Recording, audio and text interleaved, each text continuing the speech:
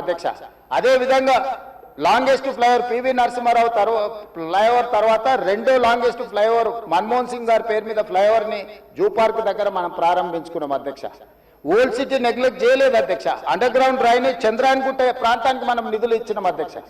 ఇవన్నీ కూడా పాత నగరాన్ని ఇది మన తలమానికము, మన యొక్క గొప్ప గౌరవము హైదరాబాద్ నగరం అని చెప్పి ఈరోజు హైదరాబాద్ నగరం మీద ప్రత్యేకమైన దృష్టి పెట్టి ఈ రోజు కార్యక్రమాలు తీసుకుంటున్నాం అధ్యక్ష. ఇక మళ్ళీ మూసీకి వస్తున్నా అధ్యక్ష.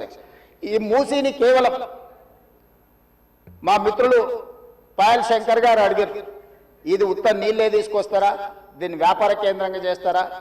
వారేమో ప్రశ్న అడిగారు. కొంతమంది ఏమో రేవంత్ రెడ్డి రియల్ ఎస్టేట్ బ్రోకర్గా మారాడు, రేవంత్ రెడ్డి రియల్ ఎస్టేట్ చేస్తాడని. అధ్యక్ష, రియల్ ఎస్టేట్ ఒక ఇండస్ట్రీని ప్రమోట్ చేసి ఇండస్ట్రీకి అవసరమైన వసతులు కల్పించడం అనేది ప్రభుత్వం యొక్క బాధ్యత. ఈ నగరం రియల్ ఎస్టేట్ విస్తరిస్తే పెట్టుబడులు వస్తాయి, పరిశ్రమలు వస్తే ఉద్యోగ ఉపాధి అవకాశాలు వస్తాయి.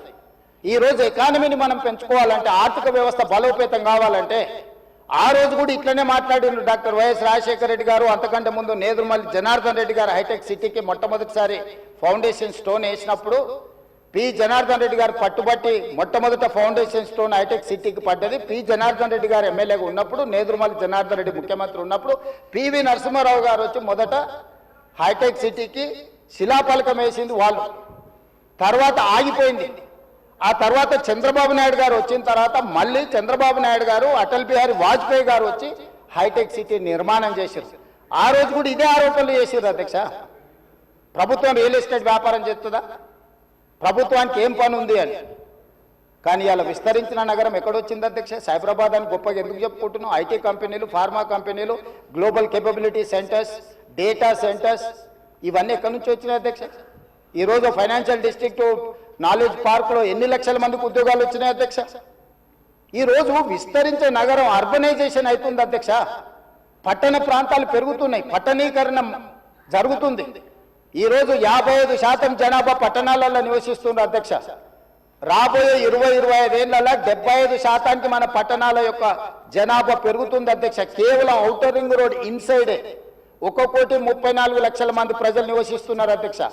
3,78,00,000 తెలంగాణ జనాభా ఉంటే ఔటర్ రింగ్ రోడ్ ఇన్సైడ్ మాత్రమే 1,34,00,000 మంది నివసిస్తున్నారు అధ్యక్ష. అంటే ఇక్కడ మోర్ దాన్ 1/3.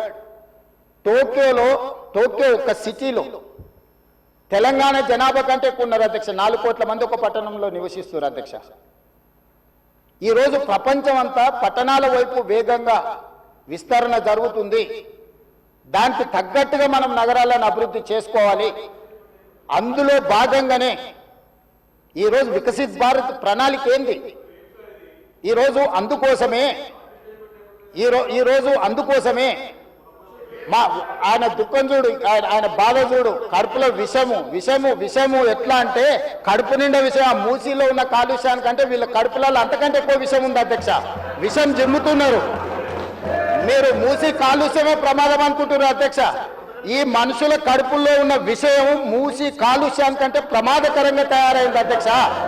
ఏం నొప్పి అధ్యక్ష? నేను ఎవరినైనా విమర్శించిన అధ్యక్ష? నేను ఈ ప్రభుత్వం ఏం కార్యక్రమాలు చేపట్టబోతుందో సభలో సభ్యులు మాకు తెలవాలని అడిగినారు. పాయల శంకర్ గారు ఏం అడిగినారు అధ్యక్ష? మేము సభ్యులము, ప్రభుత్వం ఏం చేస్తుందో మాకు వివరించండి, మేము కూడా మా చేతనైనా సాయం చేస్తామని మాట్లాడినారు అధ్యక్ష. నేను వివరాలు చెప్పే ప్రయత్నం చేస్తే విషయం ఎందుకు కక్కుతున్నారు అధ్యక్ష? ఈరోజు క్వశ్చన్ అవర్లో సప్లిమెంటరీ క్వశ్చన్స్ 2 ఉంటాయి. 10 క్వశ్చన్స్ ఉండవు, 10 మందికి ఇయ్యరు. స్పీకర్ గారు అలౌ చేశారు, స్పీకర్ గారు నాకు అనుమతించారు వివరించమని. స్పీకర్ గారి అధ్యక్ష వాళ్ళ ప్రాధాన్యత ఏందో మీకు అర్థమైంది కదా అధ్యక్ష? ఈ చర్చ జరగవద్దు, ఈ నిజాలు ప్రజలకు తెలియవద్దు. విషం కడుపు నిండా విషం. మీరు కళ్ళు చూడండి అధ్యక్ష, అసలు వాళ్ళ కళ్ళలో చూడండి. వాళ్ళ కళ్ళగిన ఓలే శక్తి ఉంటే ఆ విషపు కళ్ళతో చూస్తే మొత్తం కాలి బూడిదైపోయేటట్టు చూస్తున్నాడు అధ్యక్ష. కప్పిపుచ్చుకోవడానికి అద్దాలు పెట్టుకుంటున్నారు అధ్యక్ష. అద్దాలు పెట్టుకుంటున్నారు అధ్యక్ష. అద్దాలు పెట్టుకున్నా మీ విషపు చూపులు ప్రజలకు అర్థమవుతాయి. అందుకోసమని నా మాట ఒక్కటే అధ్యక్ష, ఈరోజు